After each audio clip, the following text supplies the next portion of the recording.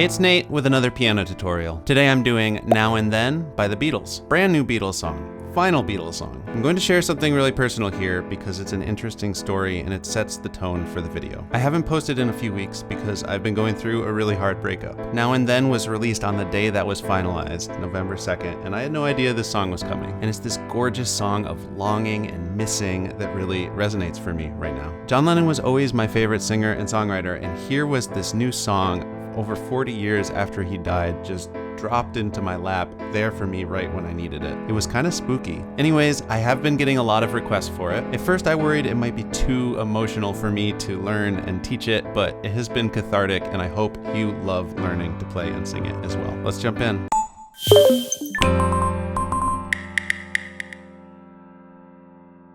Okay, so first off, I recommend you get the chords and lyrics chart. There's a link down in the description that'll help you follow along and see where the words and chords line up with each other. Here's the intro here. First, we're gonna need an A minor. I'm gonna do it like this.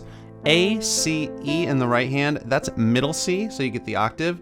And then I'm doing fifths an octave lower. So just the outside notes of that A minor triad, the A and the E. And then the only other chord in the intro here is this beautiful emotive G6.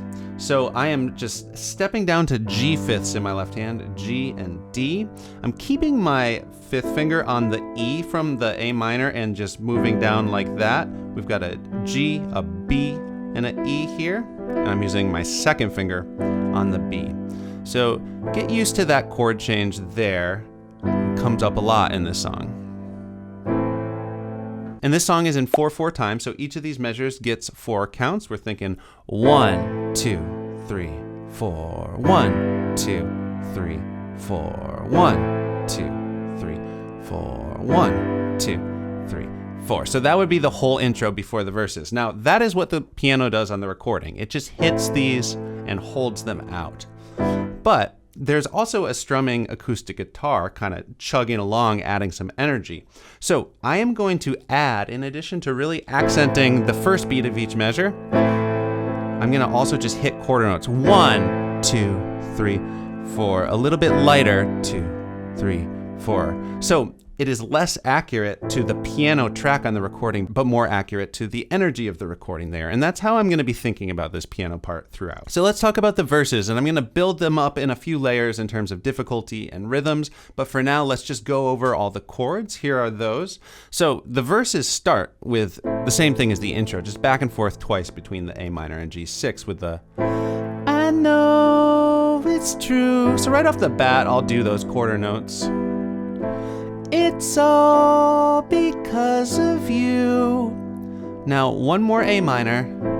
And if I make it through. So we've got this F major 7 here. And you can voice that just by doing the A minor in the right hand, but moving down to F fifths in the left. So F and C. If you're used to playing 7th chords, you could totally do all 4 notes in the right hand. Doesn't matter too much. And then we have this E major, so E, G sharp, and B. It does that for only 2 counts before going up to the E7 for 2 counts, so just emphasizing that D on top. And again, you could just do those 3 notes here, like on 2, 3, and 5 for fingers, or you can add the E there. And then it does just go right back to E for a measure. So again, that line. And if I make it through, it's all because 1, 2, 3 of you. Okay, so final 2 chords here.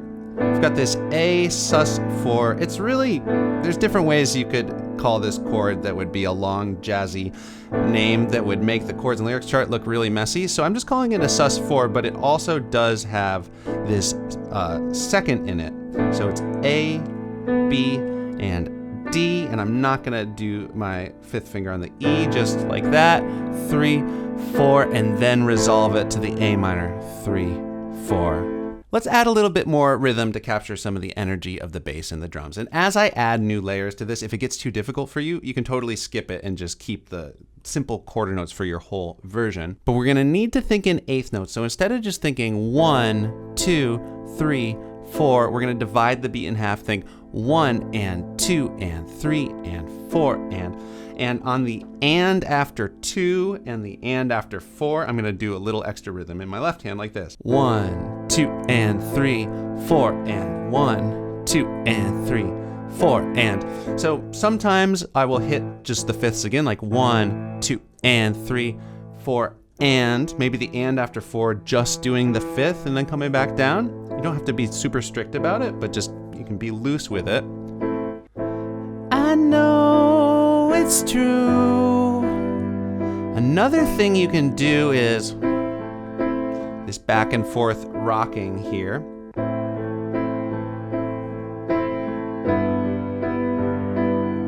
That sounds really nice, and the piano part does do that in places throughout. Another detail I wanted to add is at the end of the second line, you'll notice on the chords and lyrics chart, on the E, the last E, there's an asterisk. And that's because almost every time, not the first time, but every other time, there's this little, where the top note of that E chord just steps up to a C, to a D, and that's like 1, 2, 3, 4. It's really cool. So all because 2, 3 of you.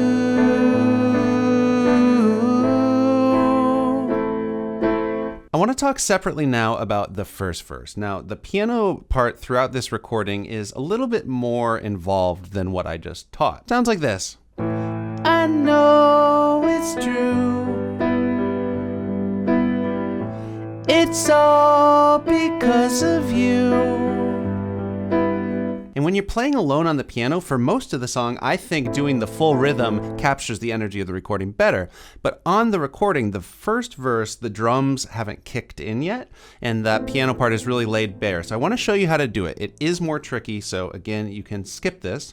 But we're going to be playing this melody in the right hand that echoes what the vocals does. Da, da, da, da.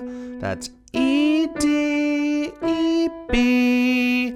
Timing there is 1, 2, and 3, 4, and 1, 2, 3, 4. Again, 1, 2, and 3, 4, and 1. And so nothing in the right hand hits on the downbeat of the measure, but the left hand hits the fifths. 1, 2, and 3, 4, and 1. So there's kind of staggered there. 4 and 1. Left hand goes down to the G fifths, and then you can kind of sneak in the rhythm, that rocking rhythm we were doing. 1, 2, and 3, 4, and 1, and 2, and 3, and 4, and, or a little more sporadically, like 1, and 2, and 3, and 4, and then it's going to be the same thing. And if I make it through. So you can do that with the F and then the top part of that F major 7, and then it's all because. So when you get to here of you, then you can just pick up where we left off before. The first verse does not have the you, and when you get to that A sus4 there, that's where the drums sort of kick in on the recording. So that's where I'm really going to lean into the 2 and 3, 4, like that. All right, so let's check out the chorus, and this is a little bit easier. Here's the chords for that. I'm going to be doing triads in my right hand, and then in my left hand, I'm going to be doing octaves. If you can't stretch the octave, feel free to just do single bass notes or fifths like we were doing in the verse, but I want to get a little bit more power here. So it starts out with a G major chord, G, B, D, just simple G chord, doing some octaves down here. And I'm gonna keep doing that rhythm. 1, 2, and 3, 4, and 1, 2, and 3, 4, and sometimes just doing a hit on the upper octave. And it's 2 measures of G. Now and then, I miss you. 2 measures of B minor. So coming up here, B, B, D, F sharp, miss you, 2, 3, 4, 1, 2, oh, now. So we're doing an inversion here on the E minor. So I'm doing a G, B, and E. Same thing we did for the G6 chord, actually. And then you can take your pick. Sometimes I've been doing the higher octave, sometimes the lower octave, depending on how I'm feeling. So 2 measures of that. Now, and then 2, 3, 4. And now we've got just 1 measure of A minor. I want you to be there for me. So this is an inversion on a D major. We got A, D, and F sharp. Just notice that you can keep your right hand first finger on A as you go back and forth. And you do go back and forth. For this chorus, it does this twice. I want you to be there for me. And then again, always to return to me. And then we are in another verse. I know it's true. So just notice I'm kind of playing with the quarter notes, doing just a little bit of that little 8th note rocking. Feels good. So after that verse, we've got the second chorus. It's just like the first chorus, but it actually only does go back and forth between that A minor and D once. So it just does the, I want you to be there for me. And then it just goes right into the solo section. So let's look at that. Here's the chords for that. And throughout this, I'm going to do root position chords for all of these, because the root position voicings actually end up implying the melody of the guitar solo a little better. And I'm opting not to try to play the guitar solo melody in my right hand. I couldn't figure out a way to do it that didn't just lose the energy of the playing. So instead, I'm just gonna sink into the energy of these chords. So it starts on D minor, D, F, and A. It's a nice change there. 2, 3, and it's 2 measures of that. For a bunch of these, for the next 3 lines, when we have these 2 measures of the same chord, in the second measure of that chord, I'm gonna just add in the second, just to give it a little bit more melodic quality. It kind of reminds me of like what the strings are doing and stuff. So D minor, 2, 3, you can add in the E just for 2 beats there, stepping it down to just a root position C major chord, C, E, G. And I'm gonna do the same thing. I'm just gonna add a D there. Nice color. Back to D minor, C, add in the second, gonna come up to a root position E minor chord, so E, G, and B, and for this, the second would be F sharp. 1, 2, 3, 4, 1, 2, down to A minor, 2, 3, 4, you can add in that B. And now here, I'm gonna stop doing the second. I'm just gonna do the D for 2 measures. So this is, before we were doing the inversion, I'm just doing root position D. D, F sharp, A. 1, 2, 3, 4, 1, 2. Almost done with this section. D minor, 2, 3, down to G.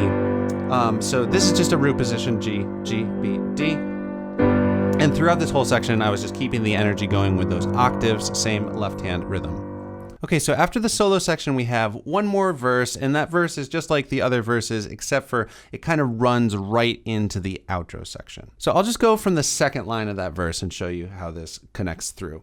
And if I make it through, it's all because of you.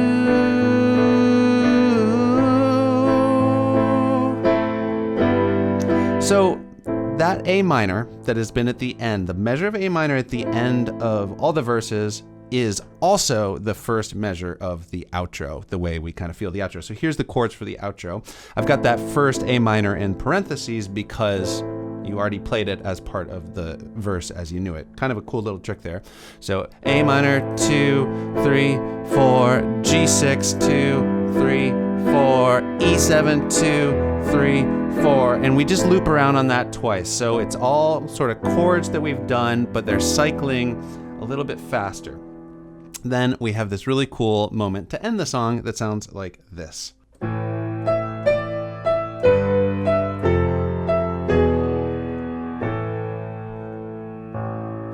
So this is a total breakdown of the meter. I'm going to stop thinking in measures. I'm just going to teach you how to play this thing. It's a really cool rhythmic moment.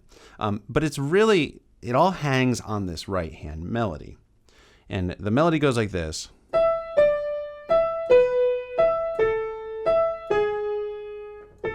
It's this pattern. It keeps going back and forth between E and then a low note.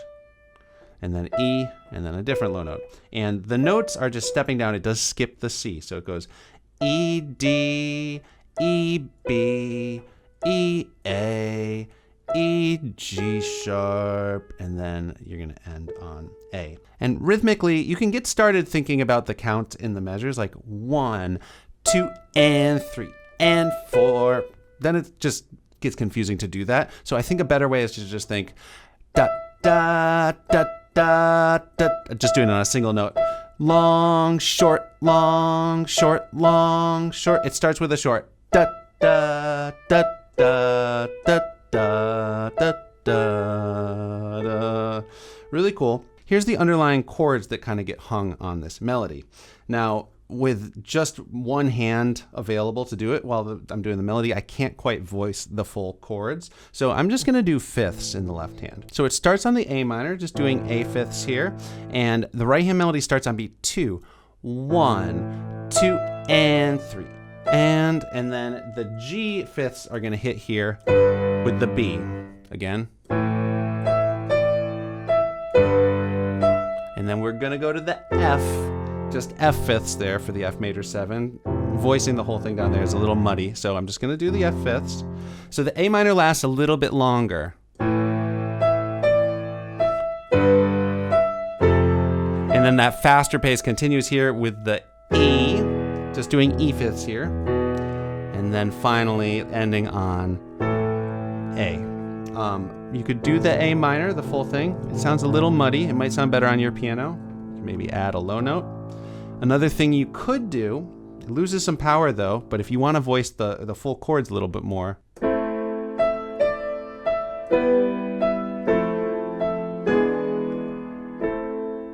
so it's sort of, you get the full chords or you get the power. I'm gonna go for power. And then the song is over. All right, thank you for sticking with me. I am now going to do a full cover so you can see how all these parts fit together. If you enjoyed this video, please give it a like. And if you're not already subscribed, please do that and click the bell so you know when I put out more videos like this one. Okay, here's my version of Now and Then.